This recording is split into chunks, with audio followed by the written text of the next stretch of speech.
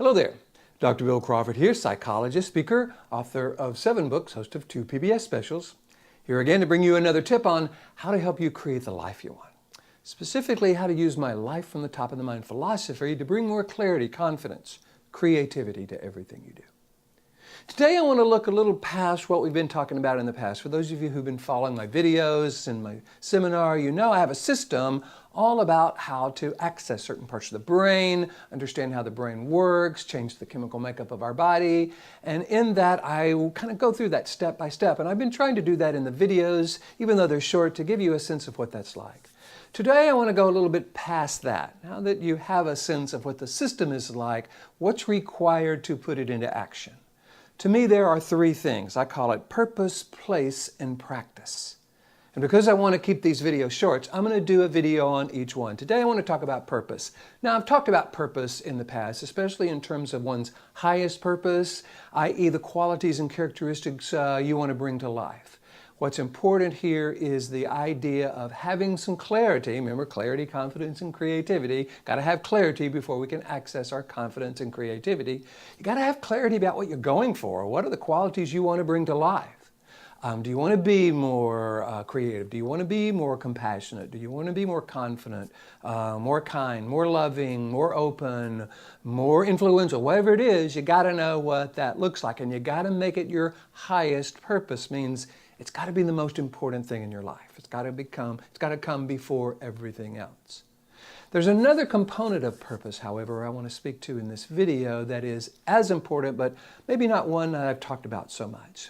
It's that the reason or the purpose for doing this, making these changes, can't be the problems about the problems. It can't be the anxiety about being anxious, or anger about being angry, or worried about being worried. It can't be the motivation from the problem. And that's a challenge for a lot of people, because a lot of people come to my seminars or want to work with me as a psychologist specifically because things aren't going well in their lives. They want to change some aspect of their life. They're motivated initially by the problem, and sometimes even the pain of the problem. That's understandable. And that will get you to a certain place, but it won't get you where you're going, because when we use the pain of the problem or our worry or anxiety or frustration to motivate ourselves to change, we're actually engaging the very parts of the brain that produce the problem. Worry, anxiety, fear, anger, resentment all engage that lower 20% of the brain. So we can't use that lower 20% of the brain or the brainstem to create a top-of-the-mind perspective. It just doesn't work. So what we've got to do now is create a vision of what we want, and then a reason for doing that that is congruent with the part of the brain we want to engage. What do we want to do and why is really the big question. Now, what does that look like? Well, for a lot of people, it's, whoa, I have a vision of the kind of life I want to live. I have a vision of the person I want to be. And I know how good that feels. I've experienced that in the past from time to time. I know what it's like to be more clear, confident, and creative. I know how much more productive I am, how much better my relationships are. And that's what I want. So that movement toward that is our motivation. In addition, what I think we can also say is, all right, this is something I want to teach to those I love. I've got these 4 questions that I love to encourage people to ask themselves to get some clarity about whether they want to hang on to any of the old reactions, and if so, what do they want to change it to? Number 1, am I doing it on purpose? Number 2, is it really working for me? Is it helping me create the life I want? Number 3, is this the way I want to be defined? And number 4, would I teach and or recommend this way of being to someone I love? I think we can all look at our stress, our frustration, our anxiety and go, nope. Not doing that on purpose. It's not working for me. I certainly don't want to be defined this way. And no, I would never teach this to someone I love. So what we want to do is have a motivation, a reason for change that has to do with, this is how I want to be defined, and this is what I would teach to someone I love. If my kids or my little brothers or sisters or someone who really looked up to me were coming to me and they say, hey, show me how to live life. Show me how to deal with people. Show me how to be an adult.